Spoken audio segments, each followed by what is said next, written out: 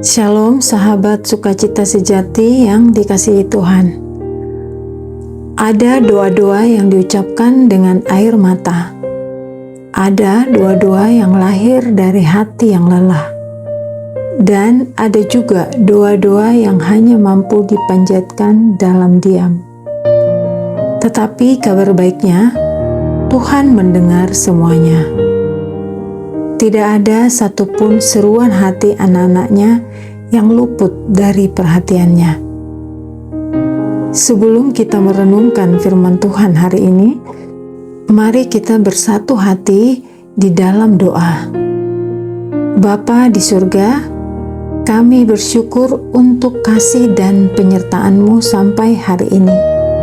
Terima kasih karena Engkau selalu setia dalam setiap musim kehidupan kami.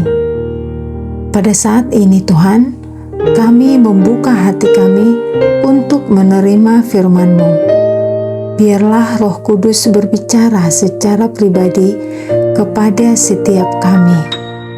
Kuatkan yang lemah, hiburkan yang terluka, dan pulihkan yang putus asa. Ajarlah kami untuk semakin mengenal hati-Mu melalui renungan hari ini. Di dalam nama Tuhan Yesus Kristus kami berdoa. Amin.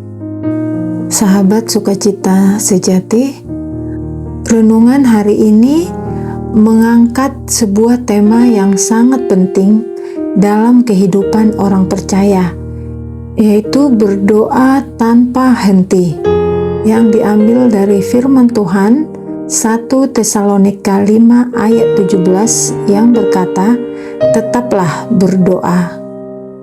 Ayat ini singkat tetapi sangat dalam maknanya. Artinya, hidup yang selalu melekat kepada Tuhan dalam setiap waktu, keadaan, dan keputusan.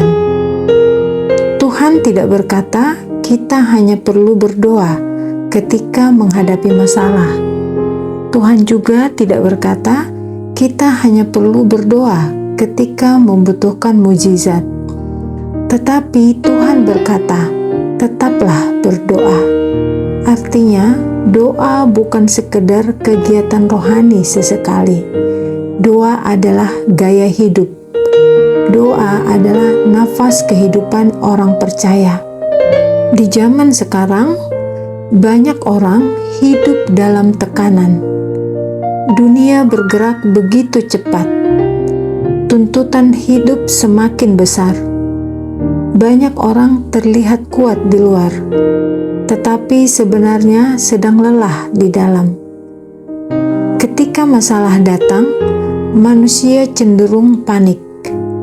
Ketika masa depan terasa tidak pasti, hati mulai dipenuhi kekhawatiran.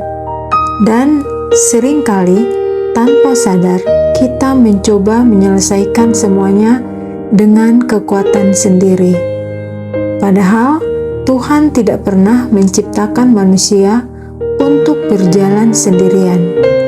Tuhan merancang kita untuk hidup bergantung kepadanya melalui doa. Mari kita lihat kehidupan Yesus sendiri. Dalam Matius 26 ayat 36 sampai 44, Alkitab menceritakan ketika Yesus berada di Taman Getsemani menjelang penyalibannya. Pada saat itu, Yesus sangat sedih dan gentar. Dia tahu penderitaan besar sedang menanti di depannya. Dan yang luar biasa, Yesus tidak memendam pergumulannya sendiri. Dia datang kepada Bapa dalam doa. Firman Tuhan berkata dalam Matius 26 ayat 36, "Maka sampailah Yesus bersama-sama murid-muridnya ke suatu tempat yang bernama Getsemani.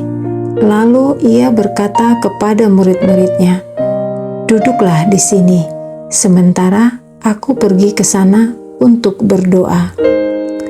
Dan Yesus berkata dalam Matius 26 ayat 39, "Ya Bapakku, jikalau sekiranya mungkin, biarlah cawan ini lalu daripadaku, tetapi janganlah seperti yang ku kehendaki, melainkan seperti yang Engkau kehendaki. Betapa indahnya pelajaran ini bagi kita. Yesus mengajarkan bahwa doa bukan tempat untuk berpura-pura kuat di hadapan Tuhan. Doa adalah tempat di mana kita bisa datang apa adanya. Kita bisa menangis di hadapan Tuhan. Kita bisa jujur tentang rasa takut kita. Kita bisa mencurahkan seluruh isi hati kita kepadanya. Saat hidup terasa berat, jangan menjauh dari Tuhan. Justru datanglah kepadanya seperti Yesus di Getsemani. Mungkin hari ini ada di antara kita yang sedang takut menghadapi masa depan. Ada yang sedang bergumul soal ekonomi. Ada yang sedang kecewa dalam hubungan. Atau ada yang lelah karena doa belum dijawab. Bahkan mungkin ada yang diam-diam berkata dalam hati, "Tuhan, aku sudah tidak kuat lagi." Jika itu yang sedang kita rasakan, ingatlah ini. Tuhan tidak pernah meminta kita memikul semuanya sendirian. Seringkali manusia menjadikan doa sebagai pilihan terakhir. Ketika semua cara sudah dicoba dan tidak berhasil, baru kita datang kepada Tuhan. Padahal seharusnya doa menjadi respon pertama kita.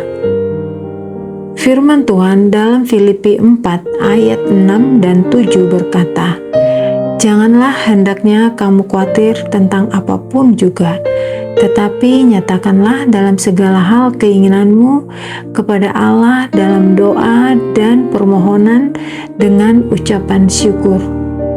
Damai sejahtera Allah yang melampaui segala akal akan memelihara hati dan pikiranmu dalam Kristus Yesus." Tuhan tidak menjanjikan hidup tanpa masalah, tetapi Tuhan menjanjikan damai sejahtera di tengah masalah. Dan damai itu datang ketika kita berdoa. Doa adalah jalan keluar dari kekhawatiran menuju damai Tuhan. Ada kuasa ketika seseorang berlutut di hadapan Tuhan. Doa mengubah hati yang gelisah menjadi tenang. Doa mengubah ketakutan menjadi iman. Dan doa mengubah keputusasaan menjadi pengharapan. Tidak heran, iblis berusaha membuat manusia sibuk dan jauh dari doa. Karena iblis tahu bahwa kehidupan yang dipenuhi doa adalah kehidupan yang penuh kuasa. Orang yang berdoa mungkin terlihat biasa di mata dunia, tetapi sebenarnya ia sedang terhubung dengan sumber kekuatan surga. Ada bagian yang sangat penting dari doa Yesus di Getsemani yang tidak boleh kita abaikan. Yesus berkata, "Bukan kehendakku, melainkan kehendakmu yang jadi." Inilah inti doa yang sejati. Kadang kita datang kepada Tuhan hanya untuk meminta Tuhan mengikuti rencana kita.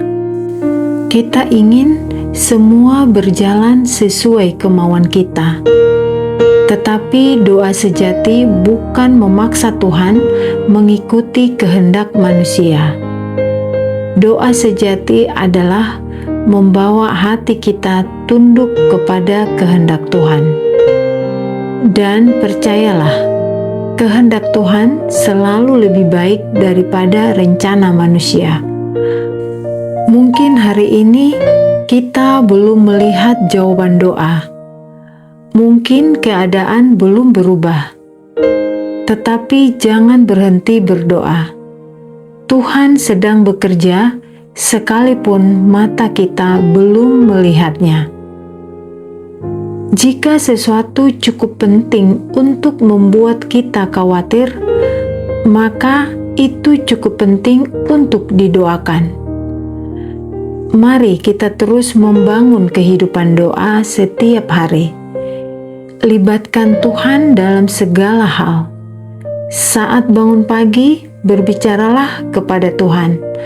Saat hati lelah, datanglah kepada Tuhan. Saat mengalami keberhasilan, bersyukurlah kepada Tuhan. Karena orang yang hidup dalam doa tidak pernah berjalan sendirian. Tuhan menyertai setiap langkah hidupnya. Saudara, apapun yang sedang kita hadapi hari ini, marilah kita belajar untuk kembali bersandar kepada Tuhan, bukan dengan kekuatan kita, tetapi dengan doa yang tulus di hadapannya. Mari kita akhiri renungan ini di dalam doa. Bapa di surga, terima kasih untuk firman-Mu hari ini. Ajarlah kami untuk hidup dalam doa dan tidak mengandalkan kekuatan kami sendiri.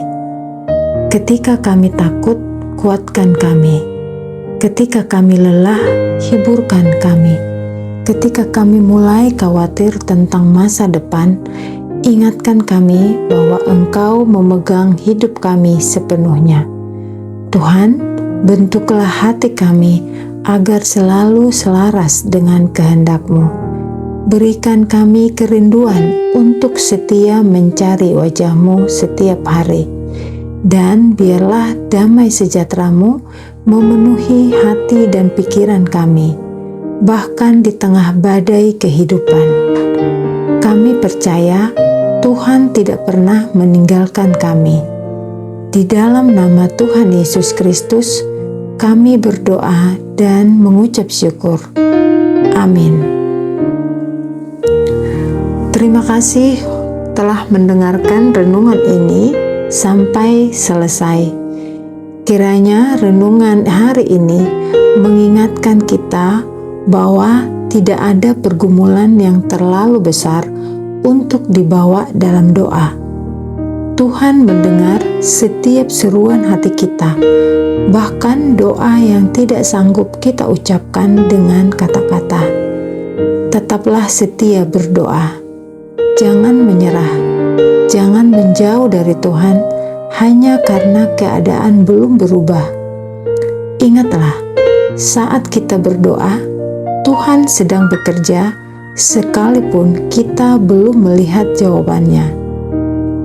Jika renungan ini memberkati saudara, jangan lupa untuk bagikan kepada keluarga, sahabat, atau siapapun yang sedang membutuhkan kekuatan hari ini. Karena mungkin melalui satu renungan sederhana ini, ada hati yang dikuatkan dan hidup yang dipulihkan oleh Tuhan. Tuliskan juga pokok doa atau kesaksian saudara di kolom komentar. Kita percaya Tuhan sedang bekerja dalam setiap kehidupan yang berharap kepadanya. Tuhan Yesus memberkati.